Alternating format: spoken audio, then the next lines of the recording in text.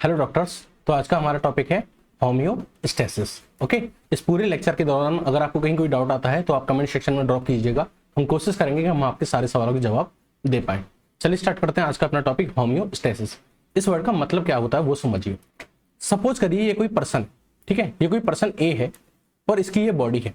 अब इसकी बॉडी में दो इन्वायरमेंट है, इसकी बॉडी के रेस्पेक्ट में दो इन्वायरमेंट है। एक इसकी बॉडी के अंदर का इन्वायरमेंट जिसको हम बोलते हैं इंटरनल इन्वायरमेंट, ठीक है, और एक इसकी बॉडी के बाहर का एनवायरनमेंट जो कहलाएगा एक्सटर्नल एनवायरनमेंट, ठीक है, एक्सटर्नल एनवायरनमेंट। अब देखो इस पर्सन की बॉडी में बहुत सारी सेल्स हैं जो मिलके टिश्यू बना रही हैं और बहुत सारे टिश्यू हैं जो मिलके क्या बना रहे हैं, ऑर्गन्स बना रहे हैं, ठीक है। और ऑर्गन मिलके बनाते हैं ऑर्गन सिस्टम, और ऑर्गन सिस्टम मिलके बनाते हैं कोई भी ऑर्गेनिज्म। क्या बनाते हैं? कोई भी ऑर्गेनिज्म बनाते हैं। तो इस पर्सन के अंदर क्या है, बहुत सारी सेल्स हैं, बहुत सारे टिश्यू हैं, बहुत सारे ऑर्गन्स हैं। अब ये जो सेल्स, टिश्यू या ऑर्गन्स हैं ये किसके कांटेक्ट में हैं? ये फर्स्टली पहले तो कांटेक्ट है इस इंटरनल एनवायरनमेंट के। किसके कांटेक्ट में है? इंटरनल एनवायरनमेंट के। सपोज करिए ये पर्सन की बॉडी है और उसमें ये हार्ट है। ये क्या है? ये हार्ट है, ये लंग्स है, ये मान लीजिए क्या है, लिवर है, ये स्टमक है। अगर मैं इसके लिवर की बात करूं तो ये लिवर सबसे पहले किस एनवायरनमेंट के कांटेक्ट में है? इस इंटरनल एनवायरनमेंट के कांटेक्ट में। और अगर मैं चाहता हूं कि ये लिवर जो है ये नॉर्मल फंक्शनिंग करे या नॉर्मल फिजियोलॉजी परफॉर्म करे, अपना नॉर्मल अच्छा फंक्शन परफॉर्म करे, तो इसके आसपास का जो एनवायरनमेंट है, जो ये इंटरनल एनवायरनमेंट है, ये क्या रहना चाहिए? मेंटेन्ड रहना चाहिए, सुटेबल रहना चाहिए, जैसा इस लिवर को रिक्वायर्ड है। बात समझ में आ गई? उसी तरीके से हमारे ऑर्गन, हमारी बॉडी के अंदर बहुत सारे ऑर्गन्स हैं, बहुत सारे टिश्यू हैं और बहुत सारी सेल्स हैं। ये सेल्स, टिश्यू या ऑर्गन तभी अच्छे से फंक्शन परफॉर्म कर पाएंगे जब इनके आसपास का जो एनवायरनमेंट है, इनके आसपास का जो एनवायरनमेंट है वो कैसा रहना चाहिए? सुटेबल रहना चाहिए, नियर बाई कांस्टेंट रहना चाहिए। अगर उस एनवायरनमेंट में फ्लक्चुएशंस आएंगे तो उस फ्लक्चुएशंस का असर इन टिश्यू, ऑर्गन या सेल्स की फिजियोलॉजी पे पड़ेगा। बात समझ में आ गई? तो होम्योस्टेसिस बेसिकली यही है कि हमें इस पर्सन की जो बॉडी का जो इंटरनल एनवायरनमेंट है, जो इंटरनल एनवायरनमेंट है उसको क्या रखना है? नियरली कांस्टेंट रखना है। और इसलिए कांस्टेंट रखना है ताकि हमारी बॉडी के अंदर जो सेल्स हैं या टिश्यू हैं या जो ऑर्गन है वो अपना फंक्शन जो है वो प्रॉपर्ली क्या कर पाए, परफॉर्म कर पाए। बात समझ में आ गई? अब इस इंटरनल एनवायरनमेंट से क्या मतलब है, इस इंटरनल एनवायरनमेंट में क्या क्या चीजें आती हैं वो हमको समझना होगा। तो अगर मैं मोस्ट रिनाउंड बुक अगर गाइटन के अकॉर्डिंग बात करूं तो गाइटन कहता है कि उस इंटरनल एनवायरनमेंट का नाम है एक्स्ट्रा सेलुलर फ्लूइड। क्या नाम है? Extra cellular fluid. गाइटन कहता है कि इस इंसान की जो बॉडी है इसके अंदर एक फ्लूइड भरा हुआ है। ये जो आपको दिख रहा है ना, ये जो ब्लू ब्लू भरा हुआ है, ये फ्लूइड भरा हुआ है और इस फ्लूइड का नाम है एक्स्ट्रा सेलुलर फ्लूइड। क्या नाम है? Extra cellular fluid. और ये एक्स्ट्रा सेलुलर फ्लूइड क्या हुआ है, क्या करता है, ये हमारे सेल्स, टिश्यू और ऑर्गन्स इनको कवर किए हुए हैं। क्या किए हुए हैं? कवर किए हुए हैं, ठीक है। और अगर हम इस एक्स्ट्रा सेलुलर फ्लूइड को मेंटेन कर लेंगे तो हमारा इंटरनल एनवायरनमेंट भी क्या हो जाएगा? मेंटेन हो जाएगा। यानी गाइटन के अकॉर्डिंग ये इंटरनल एनवायरनमेंट है जिसे हम मेंटेन करना चाह रहे हैं वो बेसिकली किससे मिलकर बना हुआ है? एक्स्ट्रा सेलुलर फ्लूइड से मिलकर बना हुआ है। और इस एक्स्ट्रा सेलुलर फ्लूइड के अंदर क्या प्रेजेंट है? हमारी सेल्स प्रेजेंट है, टिश्यू प्रेजेंट है और ऑर्गन प्रेजेंट है। बात समझ आ गई? तो हमें इंटरनल एनवायरनमेंट को मेंटेन करने के लिए हमें एक्स्ट्रा सेलुलर फ्लूइड को क्या करना पड़ेगा? मेंटेन करके रखना पड़ेगा। इसका एग्जांपल देके देखूं, पहले तो ये भी समझ लेते हैं कि एक्स्ट्रा सेलुलर फ्लूइड क्या होता है। तो हमारी बॉडी का जितना भी फ्लूइड है, हमारी बॉडी का जो फ्लूइड है उसको हमने दो पार्ट्स में डिवाइड कर दिया है। एक वो पार्ट जो सेल के अंदर है, यानी सेल के क्या है? अंदर है, इनसाइड द सेल है। तो मान लीजिए ये आपकी सेल है, तो सेल के अंदर जो फ्लूइड प्रेजेंट है इसको हम बोलते हैं इंट्रासेलुलर फ्लूइड। तो जो सेल के अंदर है उसको हम बोलते हैं इंट्रासेलुलर फ्लूइड। और जो सेल के बाहर है, सेल के आउटसाइड है, उसको हम बोलते हैं एक्स्ट्रा सेलुलर फ्लूइड। क्या बोलते हैं? Extra cellular fluid. अभी एक्स्ट्रा सेलुलर फ्लूइड में क्या क्या आता है? तो उसमें कई सारे फ्लूइड आते हैं। जैसे एक आता है टिश्यू फ्लूइड, एक आता है टिश्यू फ्लूइड, ब्लड भी इसी में आता है और लिम्फ भी इसी में आता है, ठीक है। बाकी जितने भी फ्लूइड्स हैं वो किस में आते हैं? और भी बाकी जितने भी फ्लूइड्स हैं वो सब किस में आते हैं? एक्स्ट्रा सेलुलर फ्लूइड में आते हैं। अब ये टिश्यू, ब्लड और लिम्फ तो आप जानते ही हैं। टिश्यू फ्लूइड को समझिए, टिश्यू फ्लूइड क्या होता है। जैसे मान लीजिए कि ये कोई ऑर्गन है, ठीक है, कोई भी ऑर्गन है या कोई टिश्यू है, तो इस ये ऑर्गन या टिश्यू किससे मिलकर बना होगा? सेल से मिलकर बना होगा। किससे मिलकर बना होगा? सेल से मिलकर बना होगा। अब ये जो ऑर्गन या टिश्यू सेल से मिलकर बना हुआ है, अब इन सेल्स के बीच में, इन सेल्स के बीच में क्या प्रेजेंट होता है? फ्लूइड प्रेजेंट होता है। क्या प्रेजेंट होता है? इन सेल्स के बीच में भी क्या प्रेजेंट होता है? एक फ्लूइड प्रेजेंट होता है, ठीक है। तो इन सेल्स के बीच में जो फ्लूइड प्रेजेंट है, बेसिकली इसी को हम बोलते हैं टिश्यू फ्लूइड। क्या बोलते हैं? टिश्यू फ्लूइड बोलते हैं, ठीक है। और ये किसका एग्जांपल है? एक्स्ट्रा सेलुलर फ्लूइड का। तो आप अगर यहां देख पा रहे हो तो आपकी जो सेल है वो किसके कांटेक्ट में है? इस टिश्यू फ्लूइड के। और आपके जो टिश्यू या ऑर्गन है वो किसके कांटेक्ट में रहते हैं? ब्लड के या लिम्फ के। तो आप ये चीज देख सकते हैं कि सेल हो, टिश्यू हो, फ्लूइड हो, वो बेसिकली किसके कांटेक्ट में? एक्स्ट्रा सेलुलर फ्लूइड के कांटेक्ट में। और एक्स्ट्रा सेलुलर फ्लूइड क्या बना रहा है? इसका इंटरनल एनवायरनमेंट बना रहा है। क्या बना रहा है? इंटरनल एनवायरनमेंट बना रहा है। सो सिंपली कहने का मतलब ये है कि आपका हार्ट हो, लिवर हो, और जितने भी आपके ऑर्गन्स हैं या टिश्यू हैं या जो सेल्स हैं, वो बेसिकली किससे घिरे हुए हैं? एक्स्ट्रा सेलुलर फ्लूइड से घिरे हुए हैं, ठीक है। एक्स्ट्रा सेलुलर फ्लूइड से घिरे हुए हैं। और ये एक्स्ट्रा सेलुलर फ्लूइड क्या बना रहा है?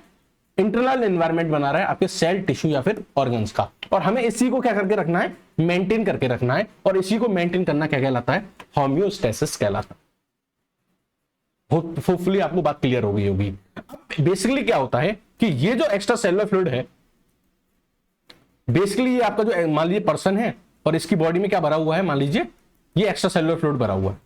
क्या भरा हुआ है? एक्स्ट्रा सेलुलर फ्लूइड भरा हुआ है। अब इस एक्स्ट्रा सेलुलर फ्लूइड के अंदर बहुत सारी चीजें होती हैं, बहुत सारी गैसेज होती हैं, जैसे O2, CO2, फूड मटेरियल होते हैं जैसे ग्लूकोज, वेस्ट मटेरियल होते हैं जैसे कि यूरिया, और बहुत सारे इलेक्ट्रोलाइट्स होते हैं जैसे सोडियम, पोटेशियम एक्सेट्रा। अब हमें जो एक्स्ट्रा सेलुलर फ्लूइड में जो सारी चीजें हैं जिनको हम मेटाबोलाइट्स कह रहे हैं, क्या बोलते हैं? इन सबको मेटाबोलाइट्स बोल रहे हैं। और ये जो मेटाबोलाइट्स हैं इनको हमें एक ऑप्टिमम रेंज में रखना होता है। मैंने बोला ना कि इस ESF को मेंटेन करके रखना है। इस इंटरनल ESF बोल दीजिए या इंटरनल एनवायरनमेंट कर दीजिए, इसको मेंटेन करके रखना है। अब इसको मेंटेन करके रखना है तो इसके अंदर जितनी सारी चीजें हैं उनको भी मेंटेन करके रखना है, चाहे वो फूड हो, चाहे वो गैसेज हो, चाहे वो इलेक्ट्रोलाइट हो, उनको हमें मेंटेन करके रखना है। या इस एक्स्ट्रा सेलुलर फ्लूइड के अंदर जितनी भी मेटाबॉलिक रिएक्शंस होती हैं, क्या होती है? मेटाबॉलिक रिएक्शंस होती हैं, उनको भी हमें क्या करके रखना है? स्टडी स्टेट में रखना है। स्टडी स्टेट में रखने का मतलब है कि उसमें बहुत ज्यादा चेंजेस नहीं होने चाहिए। अगर चेंजेस हो रहे हैं तो थोड़े बहुत चेंजेस होने चाहिए। कहने का मतलब ये है कि अगर आपके जो मान लीजिए आपकी बॉडी में ग्लूकोज है या आपके एक्स्ट्रा सेलुलर फ्लूइड में ग्लूकोज है, इसके अंदर ग्लूकोज का जो कंसंट्रेशन है या अमाउंट है उसमें बहुत ज्यादा वेरिएशंस नहीं आने चाहिए। अगर इसमें बहुत ज्यादा वेरिएशंस आ जाएंगे, अगर ये बहुत ज्यादा इंक्रीज हो जाएगा, क्या हो जाएगा? बहुत ज्यादा इंक्रीज हो जाएगा, तो आपको बीमारी हो जाएगी डायबिटीज। तो हो जाएगी बीमारी, हो जाएगी डायबिटीज। और सॉरी, और इसमें बहुत ज्यादा डिक्रीजमेंट हो जाएगा तो भी आपको डिसीज हो जाएगी और पर्सन किस में चला जाएगा? कोमा में चला जाएगा। तो कहने का मतलब यह है कि आपके जो एक्स्ट्रा सेलुलर फ्लूइड है, जो आपका इंटरनल एनवायरनमेंट है, उसमें बहुत सारे मेटाबोलाइट्स होते हैं, बहुत सारी मेटाबॉलिक रिएक्शंस होती हैं, उनको आपको एक प्रॉपर रेंज के अंदर मेंटेन करके रखना है। और उसको मेंटेन करने के रखने को ही हम क्या बोल रहे हैं? होम्योस्टेसिस बोल रहे हैं। क्या बोल रहे हैं? होम्योस्टेसिस बोल रहे हैं। और मेंटेन करके क्यों रखना है? ताकि आपकी जो बॉडी की जो सेल्स हैं, टिश्यू या ऑर्गन है, वो प्रॉपर्ली फंक्शन कर पाए। और देखो, इन सारी चीजों को मेंटेन करने के लिए बहुत सारे ऑर्गन्स मिलके एक साथ काम करते हैं। बहुत सारे ऑर्गन्स मिलके एक साथ काम करते हैं। आपका जो नर्वस सिस्टम, एंडोक्राइन सिस्टम और भी बॉडी के बहुत सारे सिस्टम्स होते हैं, वो सारे मिलके एक साथ काम करते हैं, तब जाके ये होम्योस्टेसिस क्या होती है? आपको अचीव होती है। यानी इस होम्योस्टेसिस को अचीव करने के लिए सेल्स, टिश्यू, ऑर्गन सिस्टम ये आपस में मिलके काम करते हैं, इंटीग्रेशन होता है इनका, तब जाके आपकी होम्योस्टेसिस जो होती है वो अचीव होती है। या कहने का मतलब ये है कि ये सारी जो चीजें हैं इनकी एक ऑप्टिमम रेंज या कंसंट्रेशन अचीव होती है। ओके, एक एग्जांपल के तौर पे मैं आपको समझाना चाहूं कि कैसे वर्क परफॉर्म होता है। मान लीजिए आपके ब्लड में ग्लूकोज का लेवल इंक्रीज हो जाता है, थोड़ा बहुत इंक्रीज होता है तो कुछ नहीं, लेकिन अगर मान लीजिए ज्यादा इंक्रीज होने लगता है, अगर मान लीजिए आपके ब्लड में ग्लूकोज इंक्रीज होने लगता है, तो आपकी बॉडी में जो पेनक्रियाज है, पेनक्रियाज नाम का जो ऑर्गन है, वो रिलीज करेगा एक हार्मोन जिसका नाम है इंसुलिन। क्या नाम है? इंसुलिन। अब ये इंसुलिन क्या करेगा? जो आपके ब्लड में जो ग्लूकोज है, आपके ब्लड में जो ग्लूकोज है, इस पे इंसुलिन एक्ट करेगा और इस ग्लूकोज को ग्लाइकोजन की फॉर्म में जाके स्टोर कर देगा। किसके अंदर? लिवर के अंदर। और जैसे ही ये ग्लूकोज ग्लाइकोजन में कन्वर्ट होकर लिवर के अंदर स्टोर हो जाता है, इस ग्लूकोज का कंसंट्रेशन ब्लड में डिक्रीज हो जाता है। तो जो ग्लूकोज का लेवल पहले बढ़ रहा था वो अब डिक्रीज होकर क्या हो जाएगा? नॉर्मल हो जाएगा। इसका अपोजिट भी हो सकता है, ऐसा भी हो सकता है कि आपके ब्लड में ग्लूकोज का लेवल कम हो जाए, ये भी प्रॉब्लम है। तो अगर आपके ब्लड में ग्लूकोज का लेवल मान लीजिए डाउन हो रहा है, ग्लूकोज का लेवल क्या हो रहा है? डाउन हो रहा है, तो पेनक्रियाज फिर से एक दूसरा हार्मोन रिलीज करेंगी जिसका नाम होगा ग्लूकागोन। अब ये ग्लूकागोन क्या करेगा, ये ग्लूकागोन क्या करेगा, ये जो लिवर में जो ग्लाइकोजन है इस पे एक्ट करेगा। ये ग्लूकागोन क्या करेगा, लिवर के अंदर जो ग्लाइकोजन है उस पर एक्ट करेगा और उस ग्लाइकोजन को ग्लूकोज में कन्वर्ट करेगा और ग्लाइकोजन को ग्लूकोज में कन्वर्ट करके वापस किस में डाल देगा, आपके ब्लड में डाल देगा। तो ब्लड में जो ग्लूकोज का लेवल डिक्रीज हो रहा था वो वापस इंक्रीज हो जाएगा। इतनी बात समझ में आ गई। तो इस तरीके से बहुत सारे ऑर्गन, देखो यहाँ पे पेनक्रियाज ने भी काम किया, ठीक है, लिवर ने भी काम किया, तो बहुत सारे ऑर्गन्स मिलकर काम करते हैं, तब वो एक ऑप्टिमम रेंज या कंसंट्रेशन हमें अचीव होती है। तो ये सारी चीजें कंट्रोल करने के लिए हमारी बॉडी में वैसे कंट्रोल सिस्टम होते हैं। क्या होते हैं, बहुत सारे कंट्रोल सिस्टम होते हैं। इन कंट्रोल सिस्टम का होना क्यों जरूरी है वो भी आप समझिए। आपको पता है कि आपकी बॉडी का जो टेम्परेचर होता है वो 98.6 या 98.4 डिग्री फ़ारेनहाइट, ये हमारा नॉर्मल टेम्परेचर है हमारी बॉडी का। अगर ये टेम्परेचर 11 डिग्री फ़ारेनहाइट से इंक्रीज हो जाए, क्या हो जाए, 11 डिग्री फ़ारेनहाइट से इंक्रीज हो जाए, तो हमारी जो बॉडी की सेल्स है उनकी डेथ होने स्टार्ट हो जाएगी। क्योंकि जब टेम्परेचर इंक्रीज करता है तो मेटाबॉलिज्म इंक्रीज करता है, और ये मेटाबॉलिज्म इतना ज्यादा इंक्रीज हो जाएगा कि सेल उसको बर्दाश्त नहीं कर पाएगी और सेल की डेथ हो जाएगी। सेल की डेथ होने लगेगी और इंसान की भी क्या हो जाएगी, डेथ हो जाएगी। तो ये भी जरूरी है कि हम बॉडी के टेम्परेचर को क्या करें, एक मेंटेन करके रखें, इस रेंज में मेंटेन करके रखें, नहीं तो क्या होगी, सेल डेथ हो जाएगी। वहीं अगर पीएच की बात करें तो हमारी बॉडी का जो ऑप्टिमम पीएच होता है वो 7.4 होता है। अगर इस पीएच में 0.5 का इंक्रीज भी हो या डिक्रीजमेंट कुछ भी हो जाता है, इंक्रीजमेंट या डिक्रीजमेंट कुछ भी हो जाता है, तब भी हमारे लिए कैसा होता है, लीथल हो सकता है, इंसान की डेथ हो सकती है। वहीं अगर हम पोटेशियम आयन की बात करें कि पोटेशियम आयन अगर अपनी वैल्यू का 1/3 डिक्रीज हो जाएगा तो पर्सन को पैरालिसिस हो जाएगी, उसके हाथ पैर काम करना बंद कर देंगे, क्योंकि हमारा जो नर्व्स हैं वो सिग्नल कैरी नहीं कर पाएंगी पोटेशियम की डेफिशिएंसी की वजह से, और सिग्नल कैरी नहीं होगी तो क्या होगा, पैरालिसिस हो जाएगी। और ऐसा नहीं कि डिक्रीज होने से दिक्कत है, इंक्रीज होने से भी दिक्कत है। अगर आपकी बॉडी के अंदर पोटेशियम आयंस 2 से 3 गुना ज्यादा हो जाएं तो आपका जो हार्ट की जो मसल है वो प्रॉपर्ली वर्क नहीं कर पाएंगी, वो डिप्रेस हो जाएंगे। तो कहने का मतलब यह है कि इंक्रीज होना भी खतरनाक है, डिक्रीज होना भी खतरनाक है, हमको एक ऑप्टिमम रेंज में ही लाके रखना है। और इस ऑप्टिमम रेंज में लाके रखने के लिए होते हैं हमारी बॉडी में कंट्रोल सिस्टम।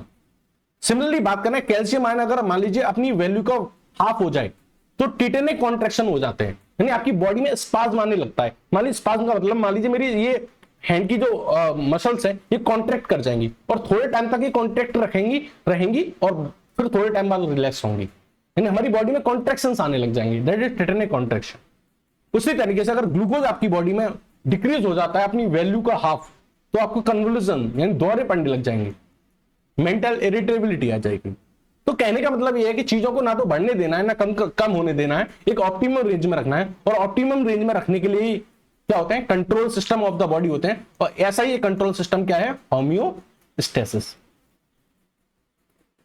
ऐसा ही कंट्रोल सिस्टम क्या है, होम्योस्टेसिस। वैसे हमारी बॉडी में बहुत सारे कंट्रोल सिस्टम होते हैं, बहुत सारे कंट्रोल सिस्टम होते हैं। एक वो कंट्रोल सिस्टम होता है जो सिर्फ सेल के अंदर वर्क करता है, इनसाइड द सेल, जो सेल के अंदर काम करता है, वो होता है जेनेटिक कंट्रोल सिस्टम, जो सेल के अंदर ही परफॉर्म कर सकता है। एक होता है जो किसी ऑर्गन के अंदर काम करता है, विद इन द ऑर्गन काम करता है। कुछ ऐसे होते हैं जो बहुत सारे ऑर्गन्स को इंटीग्रेट करते हैं, मान लीजिए लंग्स, लिवर, स्टमक, इंटेस्टाइन, इन सबको इंटीग्रेट, इन सबको मिला के काम करता है, इन सबके साथ मिलके काम करता है। तो कई लेवल पे वर्क परफॉर्म होते हैं, कई लेवल पे कंट्रोल सिस्टम होते हैं।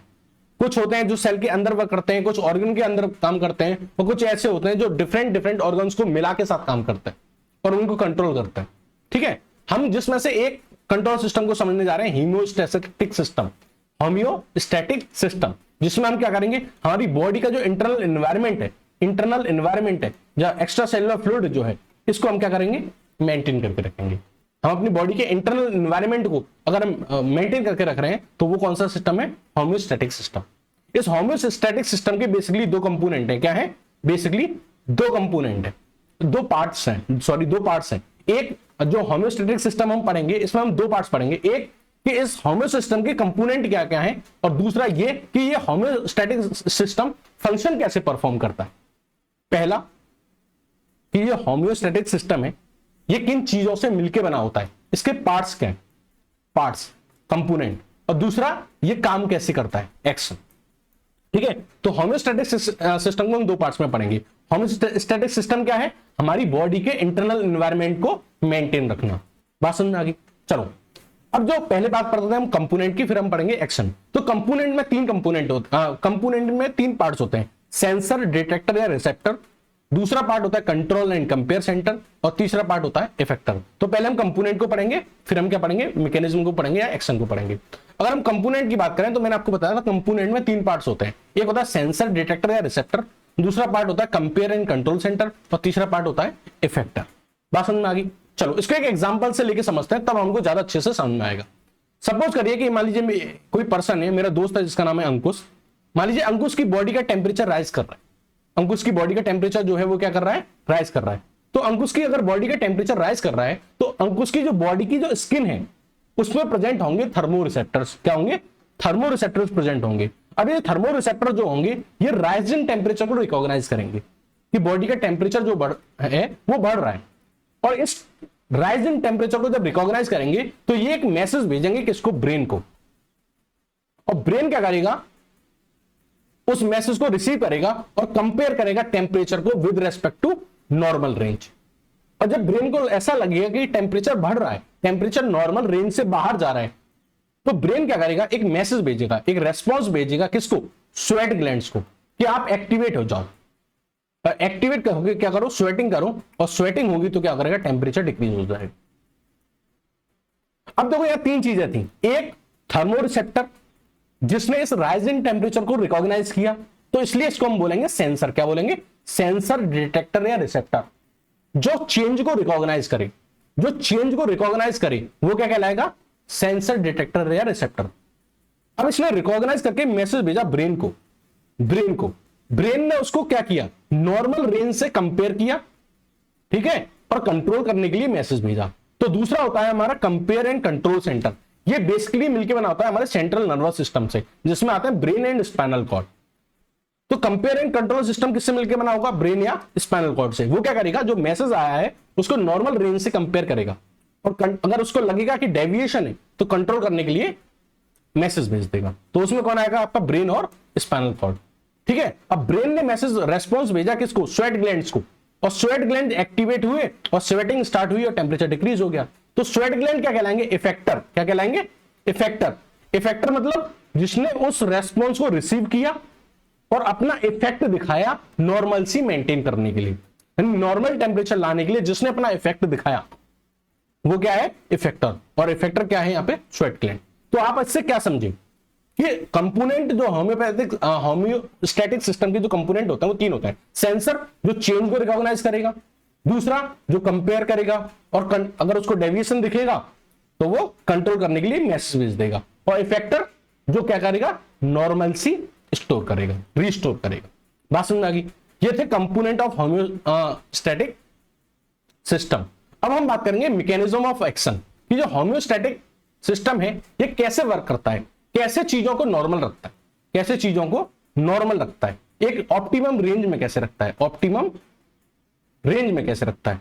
तो उसके दो तरीके हैं, एक तरीका है नेगेटिव फीडबैक मैकेनिज्म और दूसरा होता है पॉजिटिव फीडबैक मैकेनिज्म। आप बहुत ध्यान से सुनिएगा इसको, ठीक है, बहुत इंपॉर्टेंट है। सबसे पहले हम बात करेंगे mechanism of action of homeostatic system में नेगेटिव फीडबैक मैकेनिज्म के बारे में, ठीक है। हमारी बॉडी में जितने भी चीजें कंट्रोल होती हैं, ठीक है, चाहे वो कोई किसी भी मेटाबोलाइट का कंसंट्रेशन हो, कुछ भी है, उसमें सबसे ज्यादा फंक्शन जो परफॉर्म करता है, जो मोस्ट कॉमन है, वो ये नेगेटिव फीडबैक मैकेनिज्म है।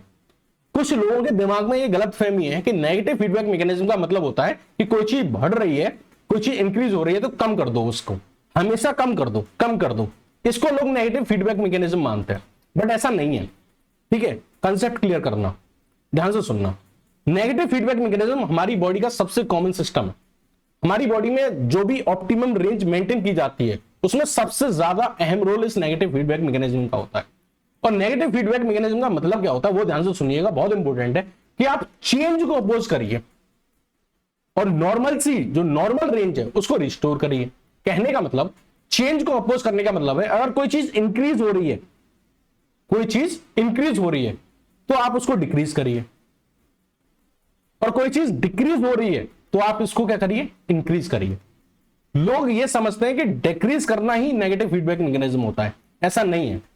कोई चीज इंक्रीज हो रही है तो आप उसको डिक्रीज करके नॉर्मल रेंज पे लाइए। मान लीजिए ये नॉर्मल रेंज है, ये क्या है, नॉर्मल रेंज है। और कोई चीज अगर इस नॉर्मल रेंज से इंक्रीज हो रही है तो हमें क्या करना है, उसको डिक्रीज करना है।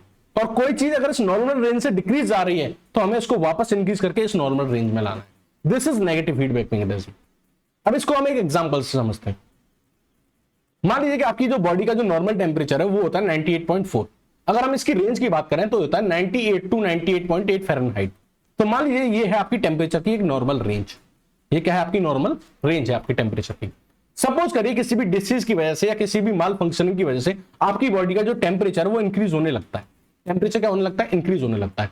अगर आपकी बॉडी का टेम्परेचर इंक्रीज हो रहा है तो ये आपका नेगेटिव फीडबैक मैकेनिज्म इस पे एक्ट करेगा और इस इंक्रीजिंग टेम्परेचर को क्या करेगा, वापस डिक्रीज होगा।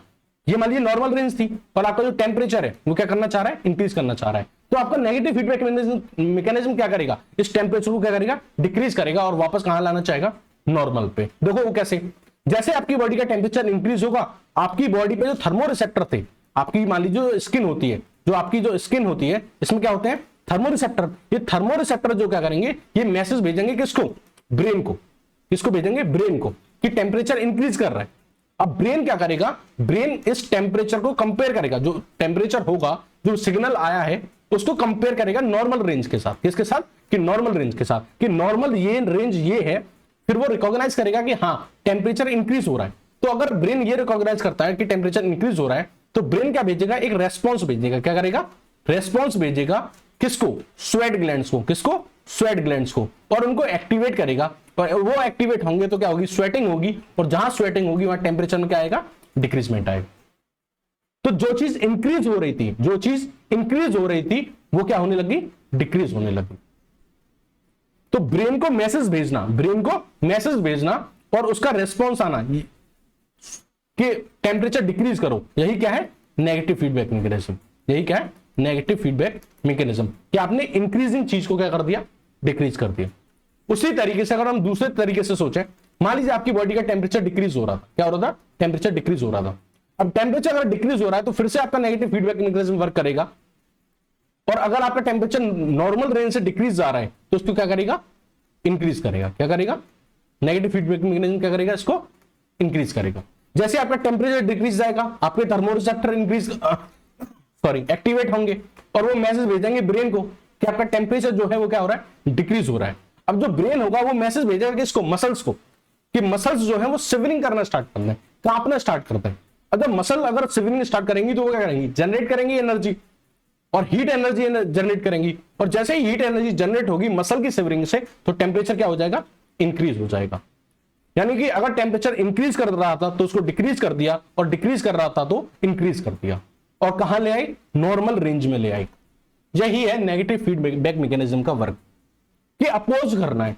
कोई चीज बढ़ रही है तो बढ़ने नहीं देना है, कम हो रही है तो कम नहीं होने देना है, एक नॉर्मल रेंज में लाके रखना है। इसके और भी बहुत सारे एग्जांपल है, जैसे कि सिक्रेशन ऑफ थायरॉक्सिन।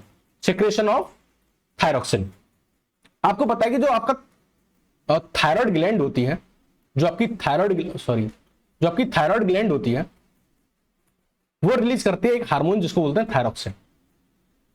ठीक है, थायरॉक्सिन। अब होता क्या है, ये जो thyroid gland thyroxine hormone release करती है ये बेसिकली कंट्रोल में होती है एक हार्मोन के जिसका नाम है TSH, thyroid stimulating hormone. Thyroid stimulating hormone. तो थायराइड स्टिमुलेटिंग हार्मोन ये कहां से निकलता है, पिट्यूटरी ग्लैंड से। कहां से निकलता है, पिट्यूटरी ग्लैंड से। वो थायराइड ग्लैंड पे जाके एक्ट करता है और क्या निकालता है, थायरॉक्सिन हार्मोन।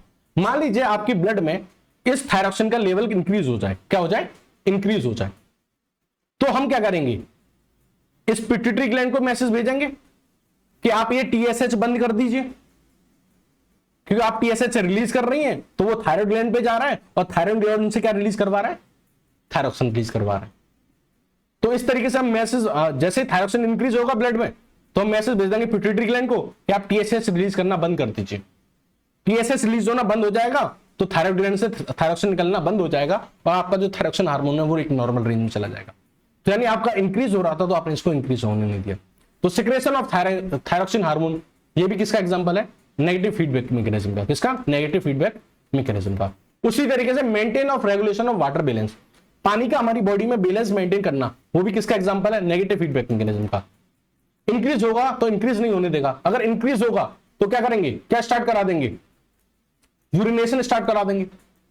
ठीक है, यूरिनेशन में क्या होगा, वाटर लॉस हो जाएगा, वाटर लॉस हो जाएगा तो आपका जो वाटर अमाउंट है वो डिक्रीज हो जाएगा।